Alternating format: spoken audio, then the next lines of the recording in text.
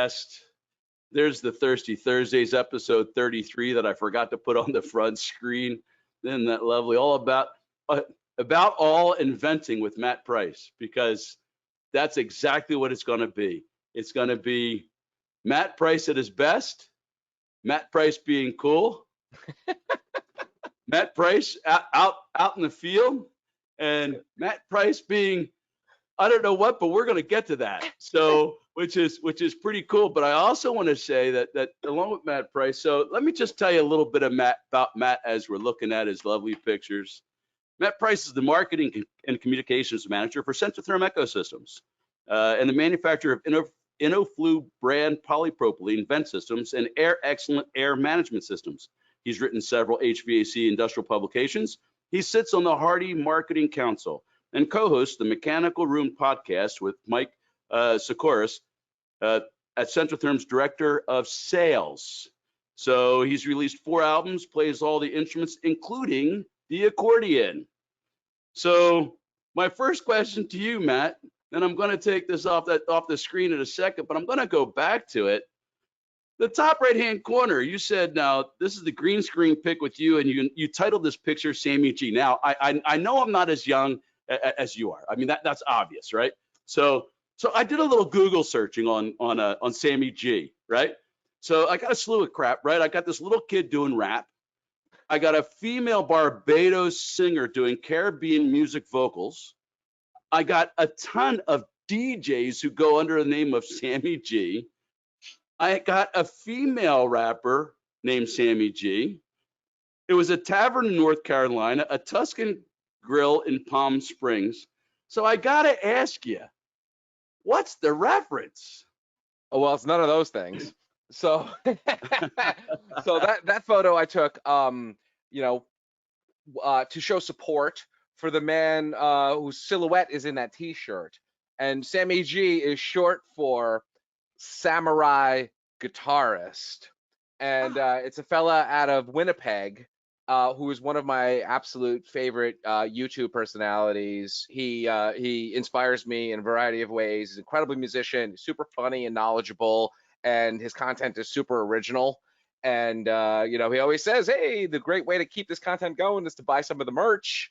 And I say, hey, I'm going to support this content by buying that. So that's why it's called Sammy G, because he shortens Samurai Guitarist to Sammy G. I think his real name is Steve. He goes by Sammy G, like colloquially or as a nickname on YouTube. But he's the Samurai Guitarist on all his social media stuff. And that actually is one of his like older designs, but it's the one that I really, really like. And it was brand new. So I was like, hey, let me take this photo. Let me post it to my social media.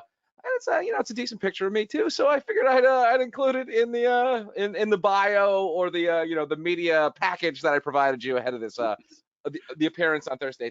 And again, thank you all for having me here. It's a pleasure to be here to chat about venting and beyond. So it brings up an interesting question of what's your trade background that you found going into venting. So it's actually kind of a funny story, in as much as zero, there is none. I had none, zero, right? So basically, my predecessor at Centrotherm, I guess she, couldn't spell. So they needed somebody to write press releases and work on the website and, write copy and do stuff like that. And during my interview, so I have a graduate degree in English. And I'm actually, like a trained piano player. I have a BA and an MA in English, and I have a BA in music, and so heavily, degreed. But my master's degree is in English and communications, so I can form a sentence and do some proofreading and write press releases and things like that. And in addition to that, I have some graphic design and video editing capability and some experience with media. And so really the venting and the HVAC stuff came second to the content creation and the ability to put pen to paper and make it make sense. I would call myself I use the Adobe Creative Suite like every single day, right? So I would say I'm at a sorcerer level at Photoshop.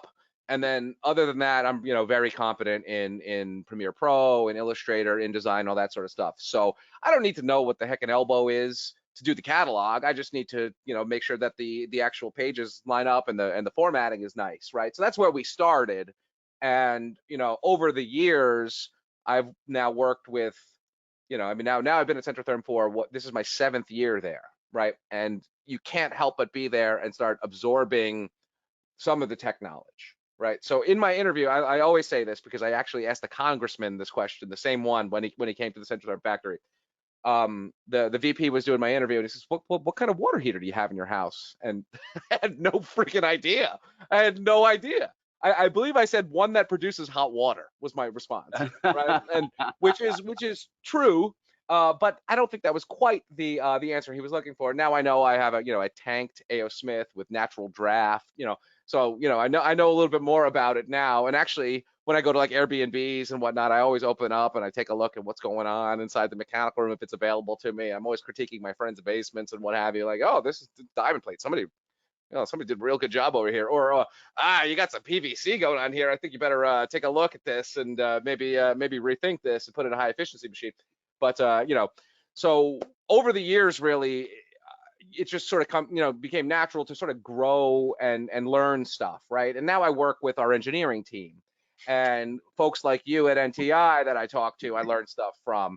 And our reps, I can shout out to all the folks at Wales Derby who I see on the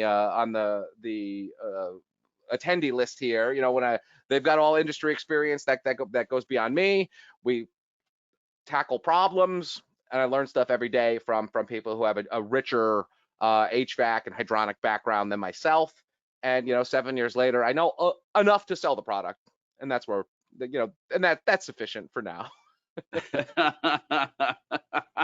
So I know my introduction to Centrotherm many years ago. And how did you find Centrotherm? I mean, what attracted you? I mean, like, you have a marketing background. I mean, I don't know if I would go online as in what I do and go, hey, let me look at a marketing job. I mean, and here you are in an event house, right? So I mean, Sure. What got you there? I mean, ultimately, I guess regionality is a kind of a crappy way to describe it. But I mean, obviously, a job posting was out there, and the qualifications were something that I met, right? So it didn't say you need to have a complex knowledge of secondary heat exchangers and understanding of what's in the guts of an appliance or pressure drops on elbows and derating on corrugated pipe and all this other stuff. None of that was necessary, really. It was they needed somebody to produce graphics and write press releases, do the website, and it sort of blossomed from there into much more, more of a sales and marketing role where I work with you guys at an OEM, and I work with the reps out in the field, and certainly I talk to contractors to get voice of customer, and I learn all of that sort of stuff. But really, before then, so dial the clock back 8 years ago when I worked at the Albany NPR affiliate. So I produced I was quasi on the radio sometimes, but I was more of a producer, creating modules that aired on something like 75 NPR stations across the globe, really. I mean, we were on Armed Forces Radio was my little segment would air, on Army bases, across the country. Obviously, it's like we would give it away, so it filled some time. Not to say that people were super thirsty for the content, but it was we made it available and people did like it. So I produced this thing called the Academic Minute, and basically I would get professors to talk about their research, and I would record them, I'd edit their audio, I'd help them with their scripts, I would write the copy that the president of Mount Holyoke College was the host of the program, and she would read what I wrote, and she would say, hey, this is so and so from Duke University, and today we're discussing the bioengineering blah blah blah blah blah thing, and then the professor would come on, right? So then I produced 5 of those a week, and I mean, really just honing my audio craft. Really was no video but audio stuff, and I would work with Audition, and I'd obviously be deep in documents and research and stuff.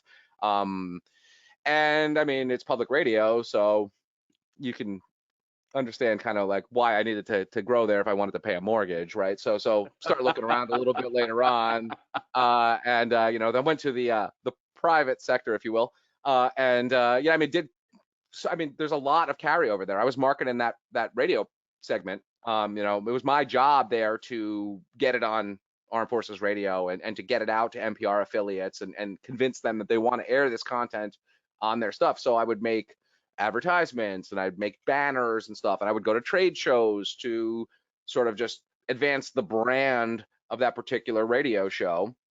And you know, there is a good, if you know, the Venn diagram of what I did for that and what I do for Centrotherm, the middle part is not insignificant.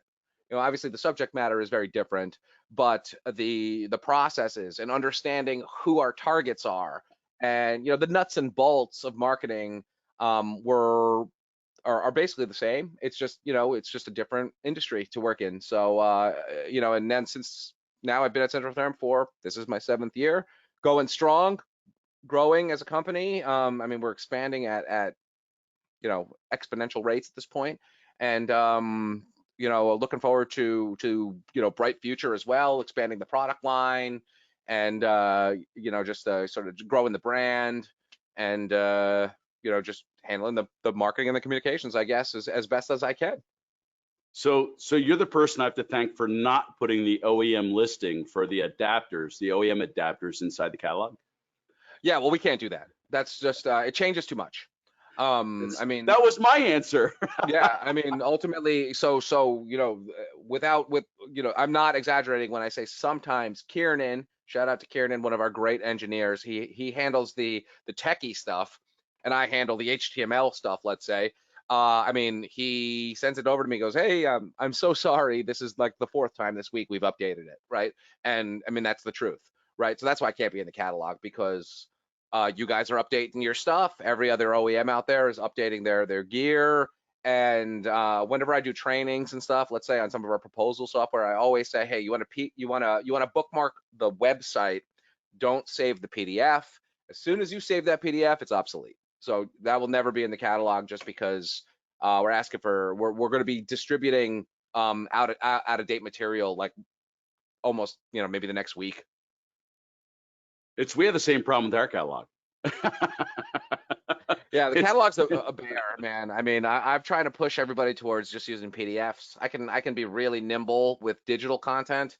You know, I just, you know, placed an order for 8,000 catalogs today. And I mean, they'll go quick, cost a lot of money, take up a lot of space in the warehouse, cost a lot of money to ship around. And I mean, and also, you know, once that book is out, there it is. It doesn't change, but I can update a PDF real quick and email it to anybody across the planet, you know, lickety split, which I obviously prefer. And I must say, the industry is slowly advancing towards that type of thing more and more. So Joel, you know, our CEO, Wheels, he, you know, we have a dollar bet sometimes about when we go to a trade show. I say, we're bringing way too many catalogs. We're going to be shipping this all back to the factory. I guarantee it. And I win that dollar bet every time. Every trade show we come back with more and more of the stuff that we bring. The catalog, people just don't take them as much anymore, thankfully. Well, and it's not the catalog people not taking them; it's the catalog people retiring. And fair enough. And I find that certain people have to have a catalog, and certain people are more than happy to go online and see your website and see the most up-to-date stuff. You know, we give out more stickers than we give out catalogs. Yeah, true.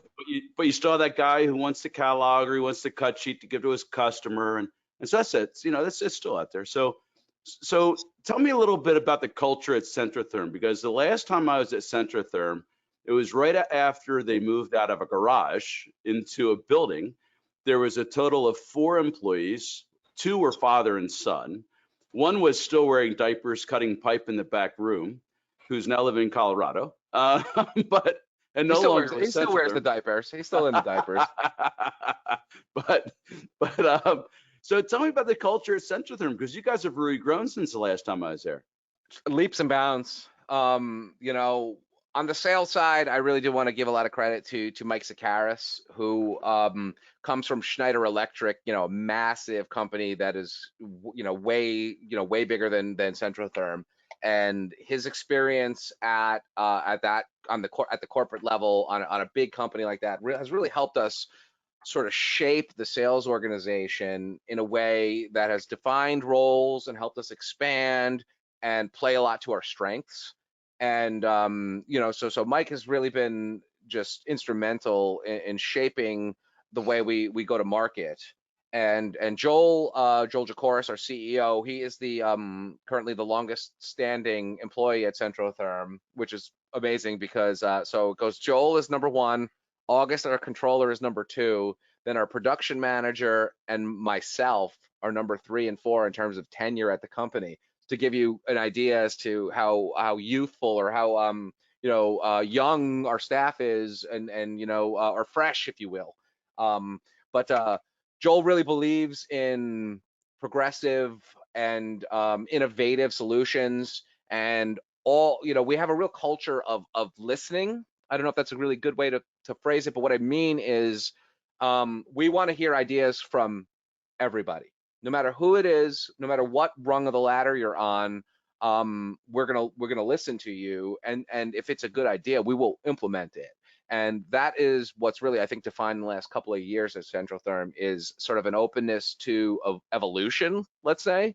And I mean, even the actual aesthetics of the building are completely reborn over the last couple of years, right? So we've in conjunction with growing as an organization and just sort of selling more vent pipe, we've leveled up in almost every way. Now you walk into the facility and it's sharp.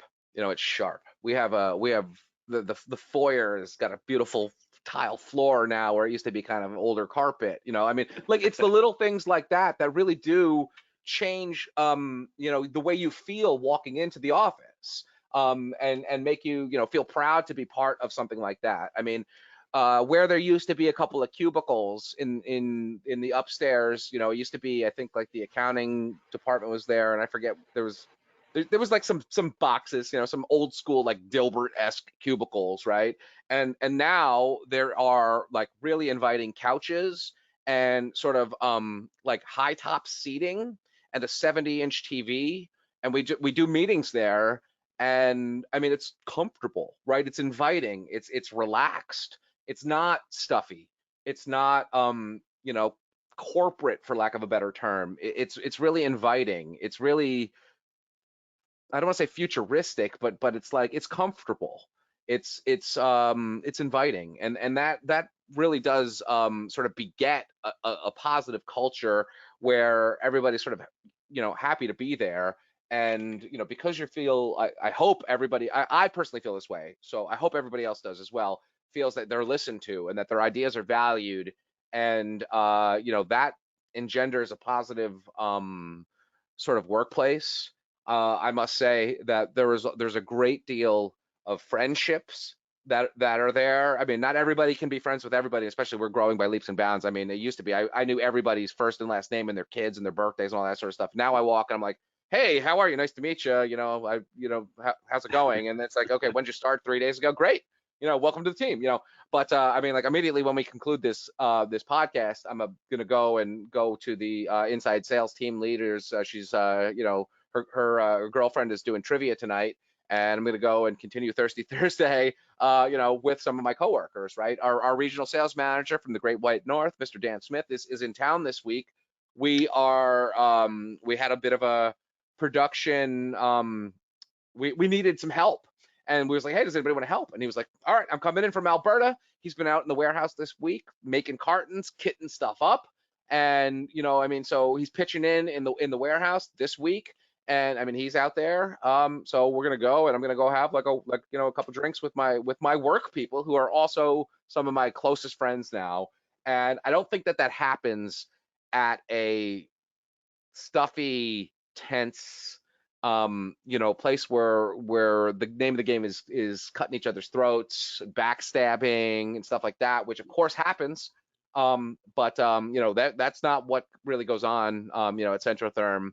and it's I mean, like I said, a lot of people are very friendly with one another. We all kind of see each other socially in a lot of respects, and I think that's really, it really contributes to positive work environment, and I mean, just feeling good about what you do on a day-to-day basis, and just moving the needle together as a team and all that sort of stuff. It's really a positive positive environment, and it wasn't always that way, but it certainly is now. And I mean, I'm pretty grateful to be a part of a team where everybody, I mean, you should see our sales group chat. It's a lot like the first 30 minutes before we signed on here. And it's hilarious. I mean, and it's all different walks of life too. So it's not like a homogeneous group. It's a lot of different type of people who are kind of coming together for a common good, and can be friendly, can kind of bust each other's balls a little bit too, but in a great way. And I mean, like I said, yeah, that group chat is, it's wild. That's pretty cool. So now, you have this. I mean, I've met Joel in some of the weirdest places in the country. I mean, just by happenstance, we were both getting a drink while we were waiting for our delayed flights one day, in Canada, right? So I mean, it's bizarre, but Sure. so whose idea was it to do your podcast, which is a pretty cool podcast? Why don't you tell us about it? Tell us a little bit of history on that podcast, and the huge cool green room you put in, and the swirling world in the background and all that shit. Tell us a little bit about that. So, I don't know if it was my idea or Mike Sakaris's idea. So we work together, him and I, like frickin' frack. We're a real good team. Our personalities align in ways that are both good and bad, because we're both like zipping along with all these ideas, so much so that like the first idea is not completed before we're already onto the third one. And so, I mean, but we work together like incredibly well, and it was a natural to host it together. I honestly don't remember whose idea it was, but it was like, hey, it's a good idea. We should do this. We're really invested in a, I don't like the term, but I'm gonna use it anyway. Thought leadership. It's kind of a corporate buzzword thing that I don't love. I don't really like to get into those kind of like the vernacular stuff. But as part of being innovative and progressive, like you guys clearly are doing a very similar thing. We thought, hey, why don't we get, we can network. We have good people. We had this guy Wheels on. It was incredible. And we've had some other people on in the industry as well who have been hilarious, informative. So we call it the mechanical room. And what I always say is it's literally turning wrenches in the mechanical room, but it's mechanical room adjacent as well. So we had Talbot, the CEO of Hardy, on. I'm sure you guys are familiar with Hardy. He was on. We had a very good friend of mine. He no longer works for Mechanical Business, but you must know Mechanical Business, the Canadian book. I want to say he was the national accounts manager, Jeff Superl, friend of mine. And I mean, so that's not mechanical room. It's certainly not a contractor, but he had really interesting insight into advertising in the HVAC industry, and it was a real fascinating conversation to chat with him. He's a Canadian guy, doesn't like hockey, big football guy, fascinating stuff, big Blue Jay fan too. Baseball, CFL, NFL, and hockey is like his fourth one down the line. Crazy for a guy who is from BC and now lives in Ontario. Anyway, It's like, yeah, I know, bizarre. He's an outlier for sure. Great guy, love that guy. He doesn't work in the industry anymore. He works in industrial stuff. He's selling cranes now in Ontario, completely different than an account manager for an industry HVAC book.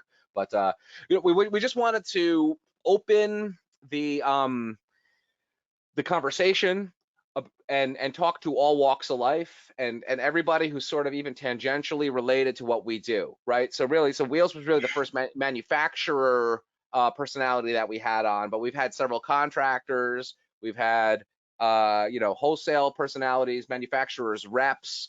And one thing I do want to stress is it is not a commercial for Centrotherm, Inaflu, or Air Excellent. It is a open dialogue, much like this, that gets into all kinds of bizarre conversations. I mean, when we had Wheels on, we were talking about skiing, we were talking about scuba, we were talking about baking, we were talking everything, aside from that. I mean, we certainly touched on industry stuff as well, supply chain, and secondary heat exchangers and all that sort of stuff too. But it's really an excuse to have a little fun, chat about the industry, get to know some people, and sort of spread, the finer points of what this is. This is this industry is for lack of a better term, a little bit behind the eight ball in terms of social media stuff and things like that. So we're doing our best to bring it to the forefront, right? Much like what you guys are doing here as well. So I mean, obviously you guys are sort of like aligned strategically in that way, and you guys get it as well. And with that, and with the aforementioned sort of progressive culture and approach towards this thought leadership strategy, Joel was like, hey, if you're going to do it, let's do it. We were shuffling offices around. I was working from home during the pandemic. We hired a bunch of engineers. I gave my office away, and when we hired some new people, the engineering team needed a larger room. And then he was like, hey, Pryce, well, what could you do with this old engineering room? And I was like, well, let's chat about this. So I put together a bit of a budget. I got some microphones, a mixing board. I got the paint on the wall to give it the green screen. Some other odds and ends that really outfit, a studio. And now we have Hot Air Studios, which, all credit to the legendary George Johnston, Balfrey and Johnston, our great manufacturers rep out of Michigan, who came up with that title, which I love. It's such an amazing pun. I'm such a dork for puns, and yeah, that will stick forever. I'm definitely gonna have like a little sign CNC'd that says Hot Air Studios on the air, and we use it for a lot of stuff now. I mean, just the other day, I set up. We were doing a training on Air Excellent, and I had our Canadian regional sales manager sit at the microphone.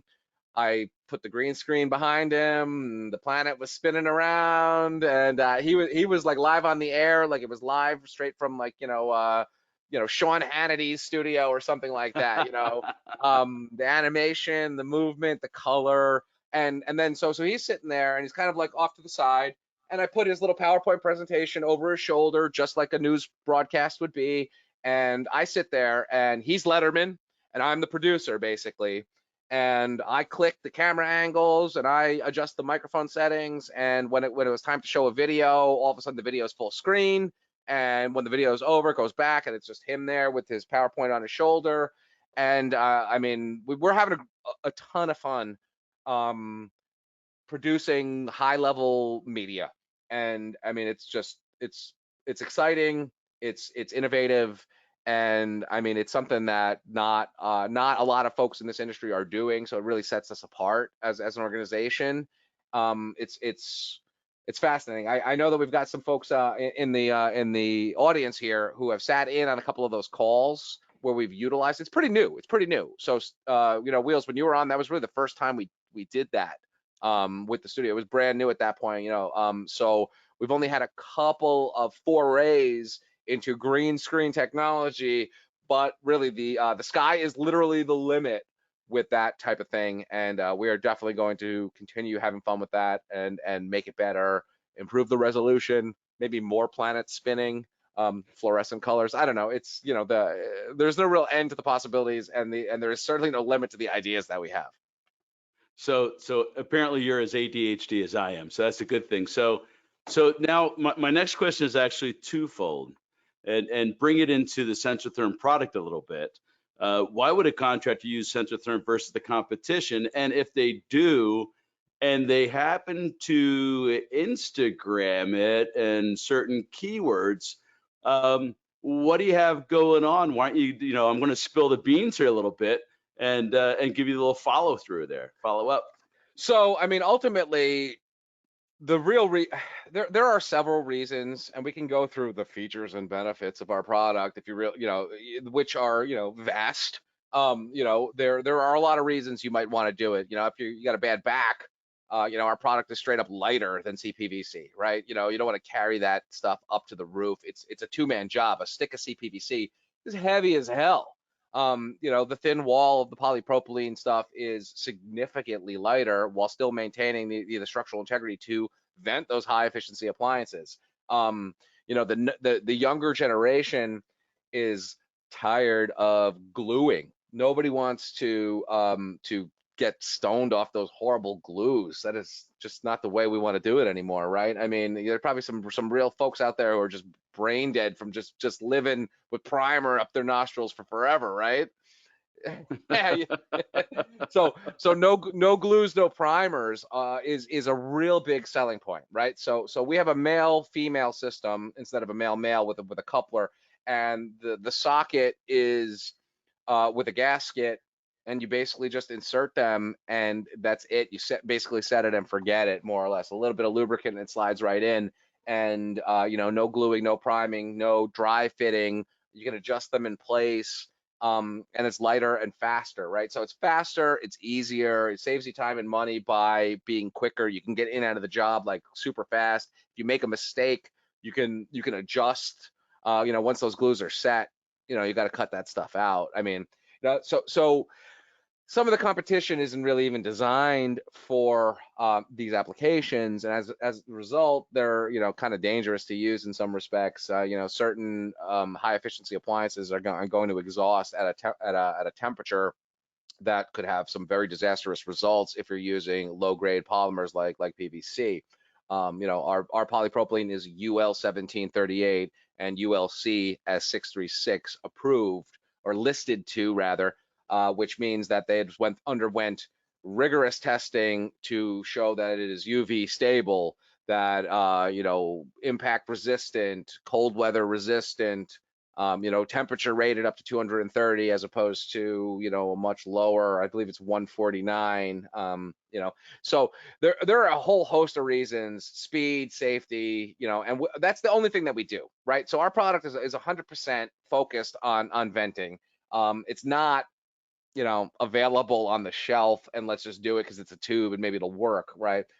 So that's kind of just the way it's been. And, you know, not for nothing, but, you know, old time appliances wasted a lot of heat, and you could get away with using a lower grade plastic because it didn't vent at a high temperature. So that, you know, it was okay, but that's no longer. You gave a rundown of all these high efficiency appliances at the top of the hour here, and you know, they probably exhaust at a rate that you know, you want to be safe rather than sorry, right? So safety is the big factor. That's the peace of mind element that sort of separates us from certain other alternatives out there. And then of course you just put it together so much faster, and saves you time and money. So, and to your second point, well, sir, contractors out there on Instagram, there is an opportunity for you to meet Mr. Wheels himself in Miami. I'll be there too, but you know, that's not as not as exciting. But we are doing a contest.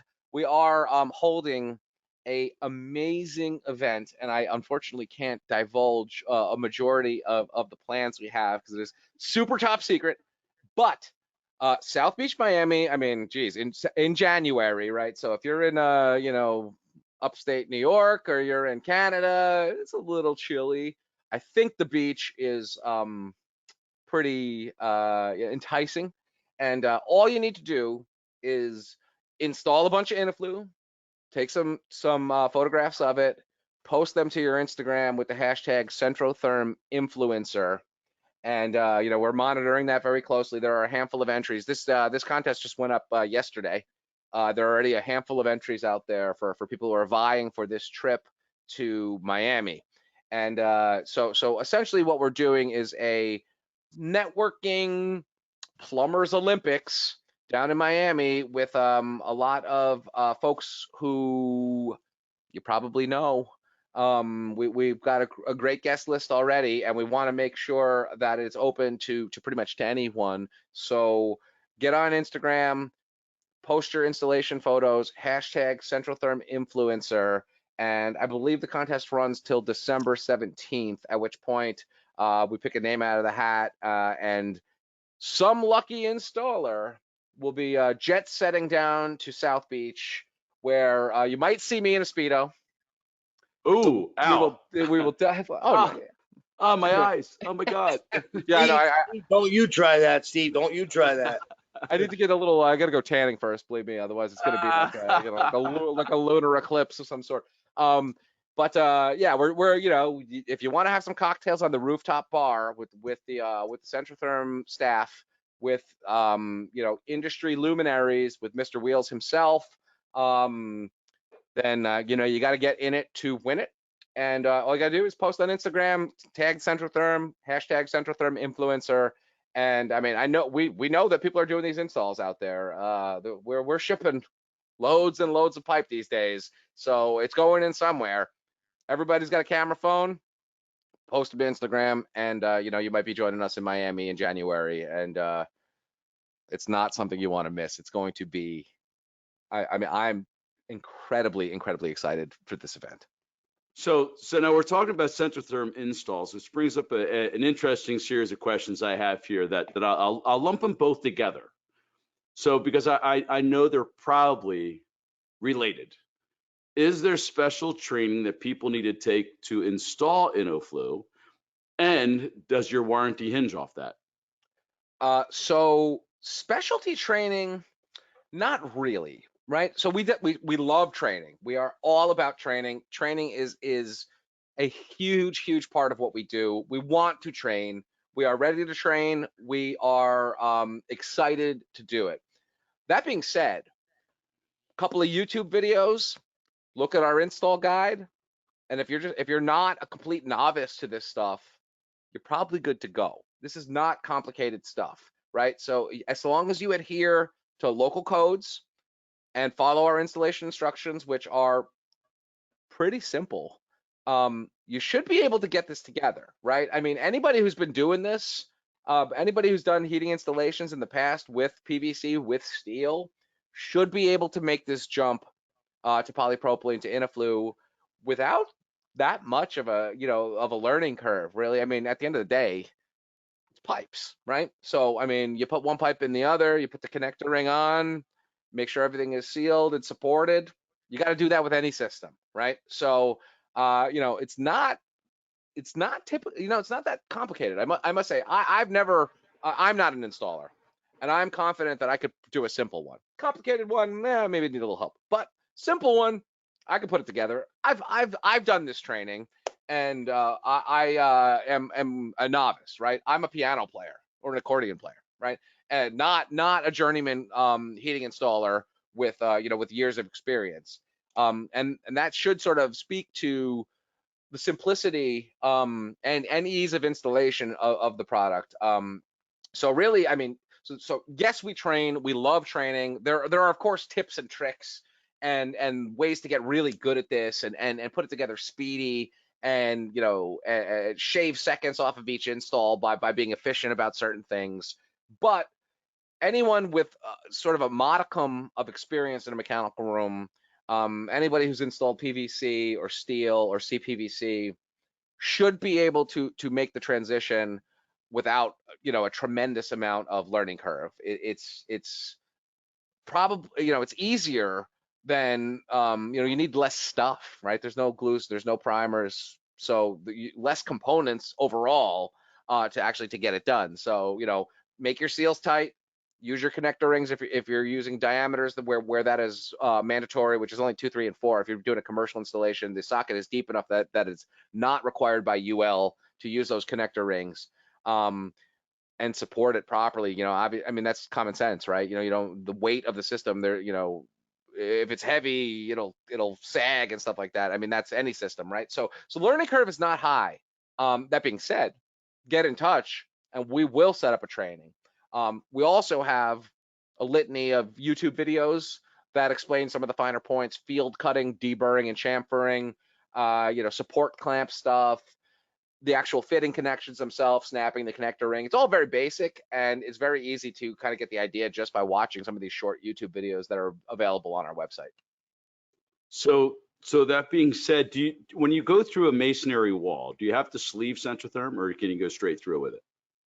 What do you mean when you go through the wall, or when you use? When you go through a masonry wall. So if you're going through a concrete wall, right? A concrete basement. Through a penetration? Yeah. Like, oh yeah, no, you're fine. That's fine. I mean, just straight through. No, yeah, no sleeve, right? No sleeve. Right. No sleeve. So we've been known to do. We do a lot of our training. I do a Darwin Awards of venting. I do poorest installations. We base our installation seminars based on what we see in the field as being the ultimate mistakes, Sure. or what I like to, it's Disney's called it Imagineering, right? I mean, Sure. it's amazing what I see in the field. So if you had a couple of things that that you would like people to avoid, some repetitive things that people have done, what would that be? It's a pretty good question. I would say make sure that you have so it's our system is engineered for this application, right? So it's not just a series of male pipes and couplers and elbows that have, that are female, right? So the one of the pitfalls, I think, especially with a new installer, would be making sure you have the complement of parts and accessories necessary to complete that run.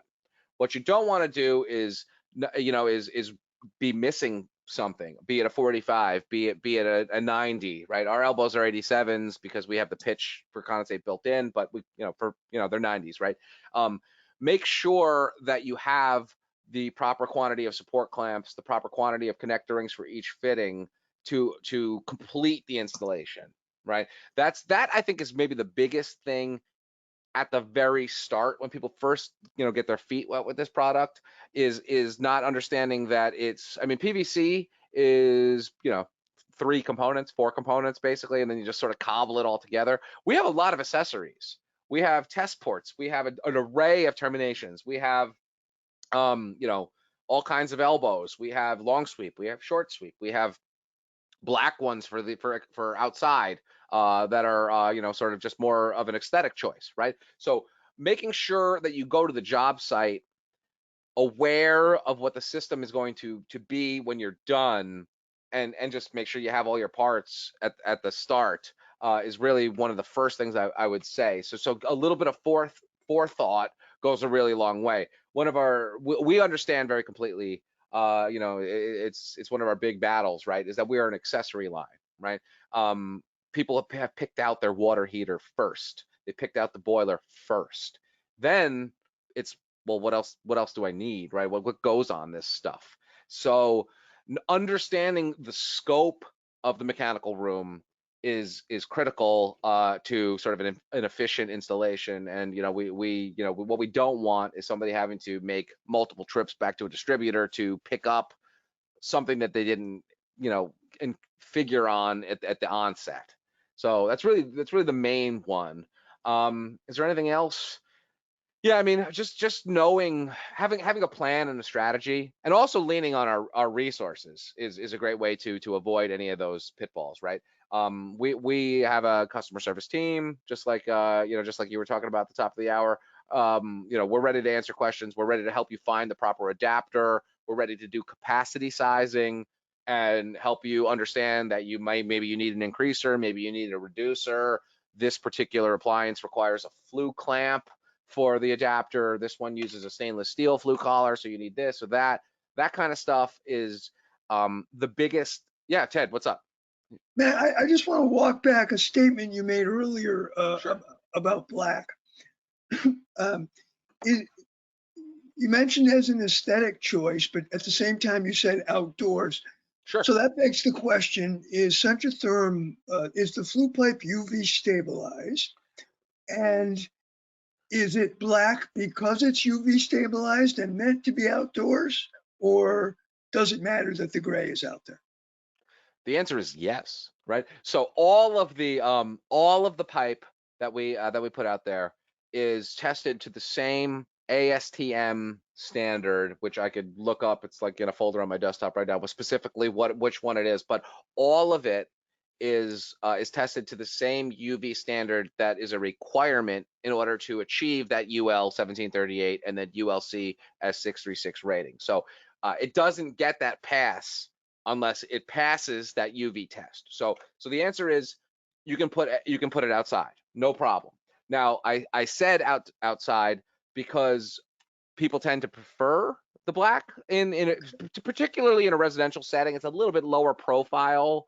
So it is primarily an aesthetic choice. The UV black, as we call it, which is really kind of a weak marketing thing, calling it the UV black is a bit of a misnomer, and that predates me, just FYI.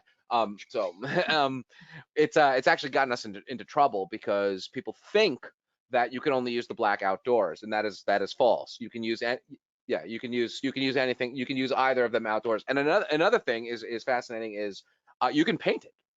So I mean, one of my favorite photos of any of the installations that I've seen, Toledo, Ohio. There's an elementary school. It's called Harvard Elementary School. It has that crimson color, just like Harvard of Boston, right, or Cambridge. They painted the exterior pipe that crimson color, and it fits in with this brickwork. And I mean, it's pipes. They're not that attractive. I mean, more minorly attractive, but not that aesthetically pleasing, right? When they put it in this crimson color and they hug it against the wall, and it fits in with like the vibe of the brick, and it's the color of the school. Kind of fascinating, right? So I mean, that's one of my favorite photos, and that was sent in to us by our friends at Campbell Equipment. They're our reps in I want to say Ohio and Western PA. So you can paint it as well. So the answer is they're all UV rated. It's the same standard that they've passed. The black has a slightly like marginal UV. It performs like slightly better, but it's like so microscopically different that it doesn't really much matter. And it's gotten to us, that marketing confusion has. I don't want to tell you how many times I've explained this. It's a question that comes up all the time. Good question, of course, because it is something that people are always curious about. But they've all passed the same standard. They're all good to go. You can put them outside either way. I mean, in commercial, so we only make the black components in 2, 3, and 4 inch. So anything, our previous catalog, which I don't think I have a copy of handy, I have only the current one handy. The previous catalog, it depicted some termination tees that were, I want to say, 8-inch diameter, 10-inch diameter, gray on the roof of a building somewhere, baking out in the sun, no problem. Is there a special paint you have to use? The only thing we recommend is you clean the pipe real good, so there's no scuff and there's no grime on it or anything like that, and use a paint that has adhesion promoter in it. There are a couple of brands out there that fit, but an adhesion promoted paint just performs a little bit better.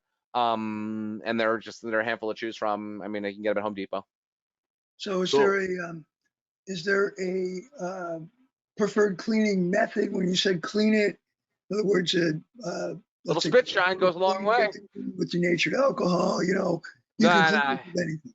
Yeah, little spit shine. That's all you need. Just wipe it down so that there's no gunk on it, whatever. I mean, it's same thing as like putting a vinyl decal on something, right? You want to wipe it down so there's no dust in between. So you get that paint flat on there, and you're good to go. So you don't need. I mean, a little bit of water, maybe. It really depends on how grimy the pipe is, I suppose. But I mean, our pipes are. They leave the factory wiped down and clean and stuff like that. But obviously, if they sit in a warehouse somewhere, they could get dusty. Blah blah blah blah. If they're on the truck for a couple of weeks, who knows, right? Just wipe them down, paint them up. You'd be good to go. Excellent.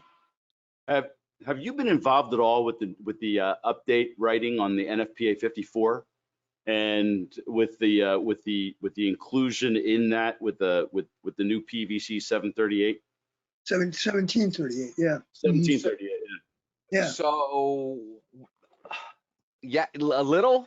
We don't have pull, right? I mean, it's obviously it behooves us to support those endeavors, but so we do show up to some of these meetings. We will ask questions and make statements if available. I mean, we don't have anybody on the board or anything like that. So I mean, we try to be involved because it is a life safety issue. And I mean, we work closely with IAPMO, specifically in New England. I mean, obviously there's been some motion and with the Massachusetts Plumbing Board. I'm sure you guys are aware. It completely changed the scope of what goes on in New England as a result, or Massachusetts, that is. I mean, we certainly don't write the codes.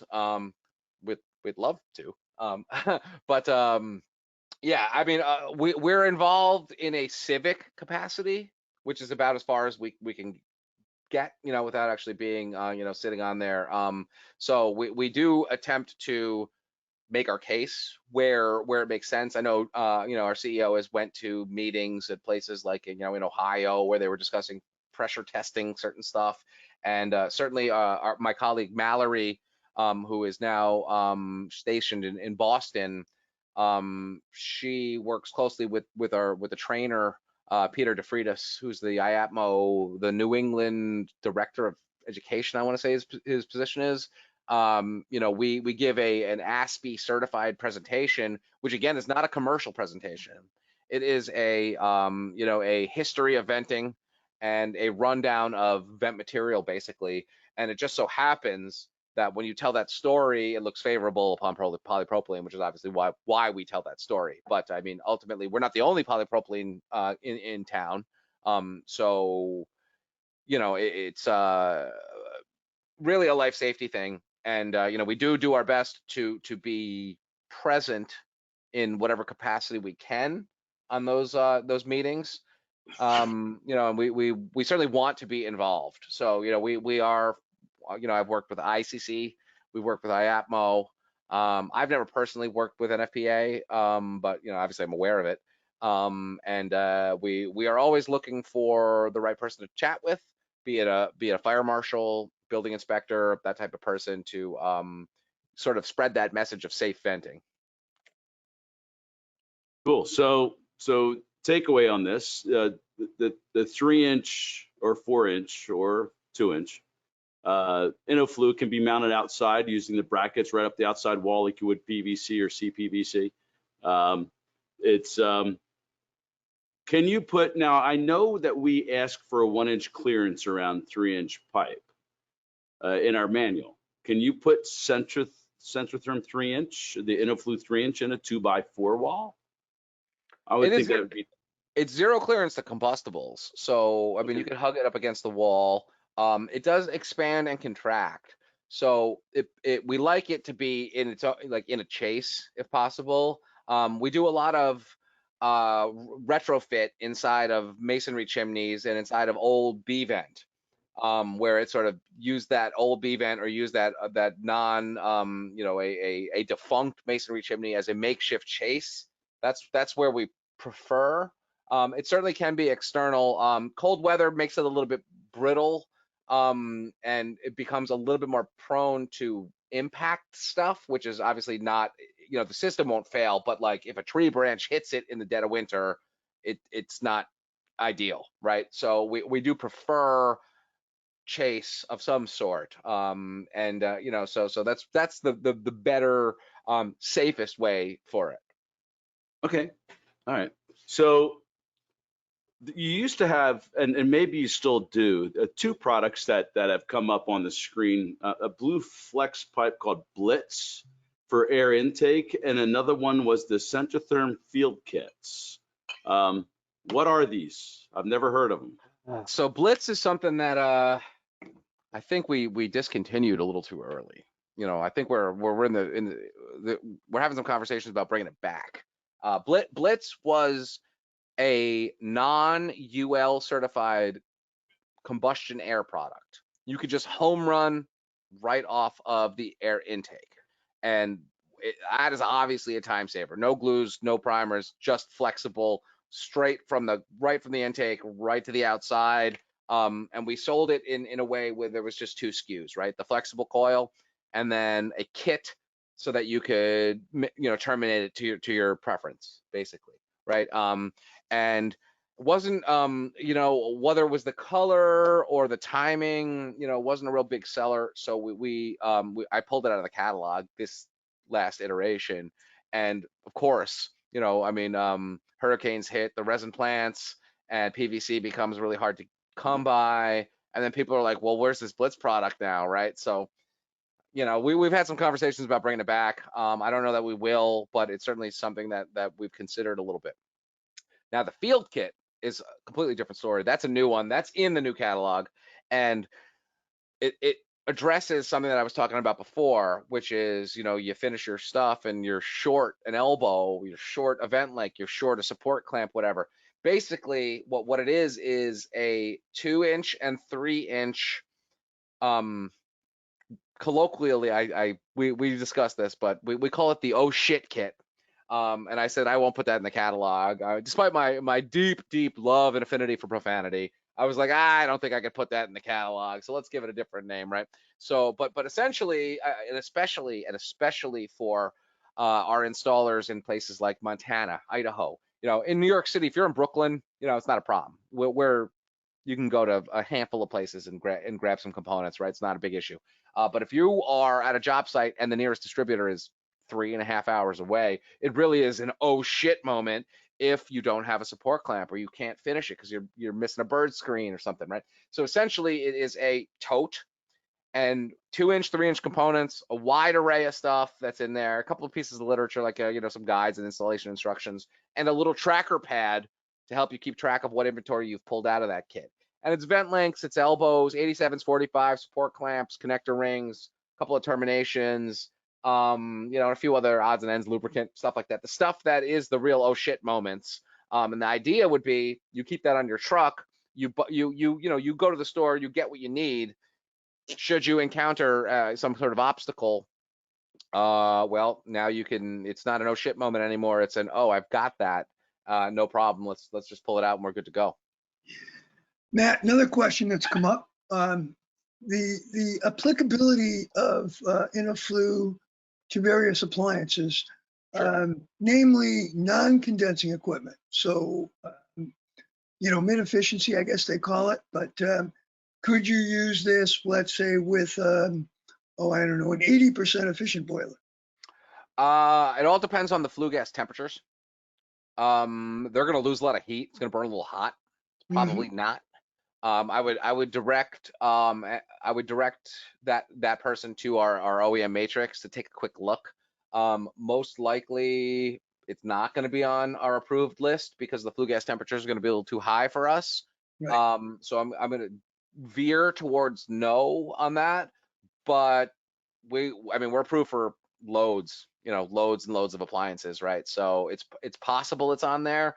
However, it's all relative to the flue gas temperature.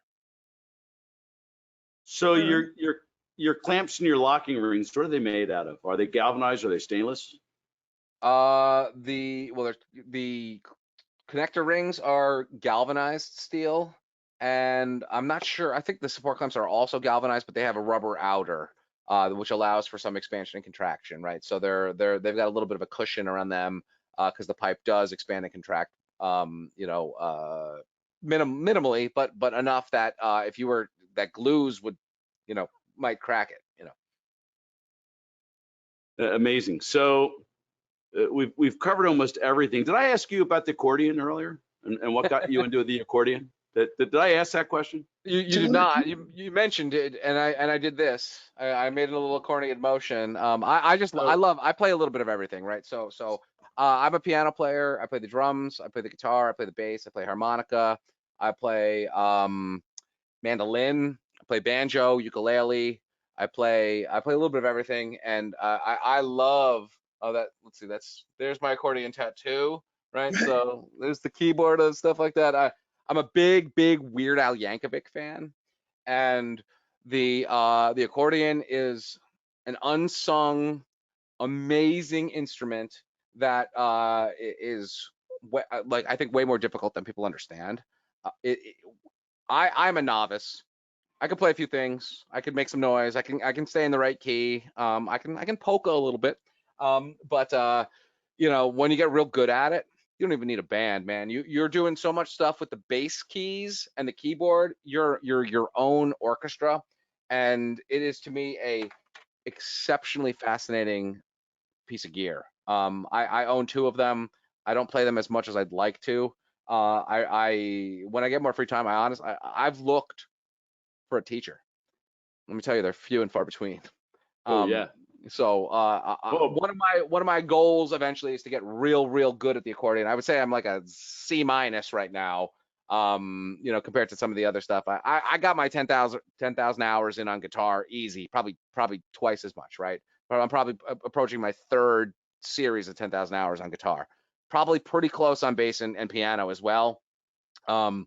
Accordion, I'm probably at like, you know, 3,000 hours, right? I got a ways to go. That's fascinating. So so we've gone, it's 8:15. I don't want to, or 8:14. I don't want to keep you. I know you have some stuff to do. Somebody did ask, what's the need for that little ring you keep referring to? The connector ring. The connector ring. Yeah. So I mean, as part of it's a push-pull thing. It adds, you know, truth be told, you'd probably be okay, but it is a extra piece of support that latches those fittings together and makes sure that connection stays tight. It is a cantilever ring, or rather the way that the pressure is applied is a little bit of a cantilever thing. It actually kind of looks a little cockeyed when you're when they're applied correctly, because it's slightly crooked, because the way that it clips over and provides that connection is slightly askew on the fitting. And it really is helps us achieve a stronger push-pull, you know, tensile strength test or I'm not sure if that's the right word. It adds extra strength to those fitting connections to make sure they stay sealed. Mandatory on 2-inch, 3-inch, 4-inch, and then 6-inch through 12-inch, not mandatory because of the depth of the socket. That's amazing. I mean, it's a pretty cool piece. And I always refer to it as the Chinese finger for Centrotherm. Yeah. You know, that Chinese finger cuff, right? You Yeah, can't pull it apart. You can go in, but you can't come out. Sounds like you've been trained by Paul Donor. That's Paul Donor's. That's his metaphor. I've heard him use that. Oh yeah. That's funny shit. That's funny. So I've gone through. You guys see any other questions out there? I have the last one that just came in that somebody said. Somebody's asking for a harmonica tune. Yeah, they said, can you play a Neil? Can you play some Neil Young? So I certainly can, but I don't. My harmonicas are buried over there somewhere. But I will show you this. Oh, nice. Nice. Yeah. That is Neil Young emblazoned on my right bicep. I am a big fan. Oh, another, I can show you another cool thing too. Maybe not. Oh yeah, you can. Oh, that was one of my first albums I ever bought. So Neil Young's not on this one, but yeah, that was Crosby, Stills and Nash. That's before right. Crosby, Stills, Nash and Young. It's signed. And it's signed. And it's signed. One of my favorite bands. Oh my God, me as well. Yeah. I'm a true hippie at heart. You know, I got the Woodstock flag over here and everything, and I was slightly born in the wrong generation, perhaps. But what are you gonna do? So I think I hit all the questions. There was a ton coming in. Oh, do you I would assume the answer is yes, but does Centrotherm require nail plates when you go through a wall? Nail plates. You mean like an escutcheon kind of thing? No, they're metal plates that you put on either side of the stud when you run up through a wall, so people can't nail into your tubing. And you know, I don't know that we require that, but it seems like a good practice. I mean, ultimately, that's that sounds like something that would be like a quasi unrelated to the vent system installation itself, right? That's a protective feature that somebody else is doing some other unrelated construction to it, right? I've certainly seen installations where we go through those, but I don't think we require them. I believe it would be rare, quite honestly, to be going through a 2x anything. That's assuming that you're going horizontally within the wall prior to any covering. I believe any pipe going through a wall needs to have nail plates by code. So in the plumbing world, so it's possible. I've certainly seen that used. Like to Ted's point, that's a sort of a rare orientation. That you'd be going horizontally through a 2x with even a 2-inch pipe would be pretty damned unusual. Yeah.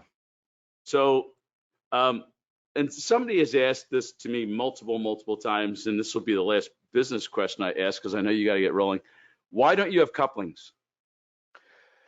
It's funny you should mention that. I was talking about that with our engineering today. The answer would be directional gaskets, right? So we are male female. Cannot. Man, it's so funny. I wish I had Kieran in here explaining it because man, he laid it out to me today. I was like, hey brother, contractor hit me up, asked me about this exact thing, and I told him no good because it's male female, and the way that our sockets and our gaskets are, it's all one way. Can't do it because there's no way to make those seals proper such that the condensate couldn't find a way out, given the way that the connection had to be made, right? So the one thing, you can field cut our stuff pretty much like you could take it down to minimal, so long as you can get deep enough past the gasket of the next component. But it's all those gaskets are directional, so even reversing them presents a impossible way to mate two different pipes up together. We do have couplers for flex stuff, and there is an internal lip inside of them that allows that makes sure that the condensate stays away from the edges and drains in the right like location. But as I understand it, that is not like a physically possible thing on the single wall. Well, the other thing I'm thinking is because it's all directional, if you couple, you're going to have another pipe also going in the wrong direction. Well, so essentially, Right? In other what words, they're the coupling assumes that you're sticking two pipes into this fitting. One by definition then has to be going in the wrong direction. so the reason this came up is because I'm pretty sure somebody had to field cut like a 6-footer down, and they had like a 4-foot now male piece of effectively waste, right? You could use that as an end pipe. Now you could use that as a termination, pop a bird screen in it, and that could be your final piece. But once you can't mess with the sockets, the socket is the fitting connection, and to have them go in the opposite direction, it does not jive. Yeah. And by the way, I really like the new InnoFlu 2-pipe termination kit that the donor was showing me down in Maryland last week or 2 weeks ago. So that's a beautiful piece. And I know he didn't like me because I may have had some input on it as far as the manufacturer is concerned, but it's gorgeous. I like it. Beautiful. So yeah. So I don't want to keep you much longer. I have one of those kits, so I'll let you know. Ooh, let's get a testimonial, Mr. Mangos. Yes, I do. I got everything ready. I got the thermal couplers going and all. I'll give you some feedback. So it's I think we've covered all the questions. Somebody wants to know how they order that new termination kit, and I really don't know because that would have to be in your catalog. That would be on a PDF online. I mean, shoot an email over to customer service at centrotherm.us.com, and somebody's going to quarterback that in the right way and get you to the right people. What was the hashtag for the competition one last time? Centrotherm influencer.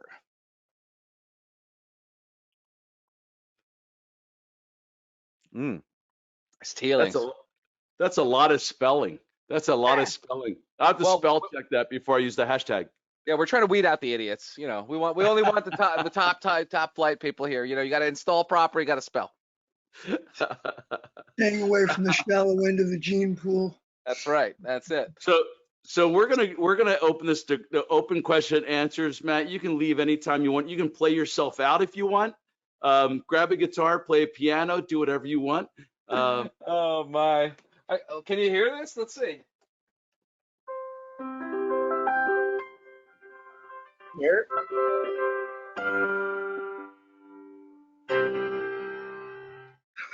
A 5-to-1 cadence right there to close it out right there. Yeah, really, it sounded like a finale. Yes, indeed. Well, thank you guys for having me. I will step away. Wheels, I'll see you in Miami, and it's been a pleasure. I appreciate it. You guys have a wonderful, wonderful night, and enjoy the rest of the show. And I'll talk to you guys soon. Thanks, Thanks, Matt. Matt. Great chatting with you. Score well tonight. Thanks for coming. That was great. Thank you. Anytime. You guys have a good one. You too. Thanks for watching the video today. If you'd like to check out more videos, see the link below. Don't forget to like, share, and subscribe to our channel for all the future updates. And also check us out on Facebook, LinkedIn, and Instagram.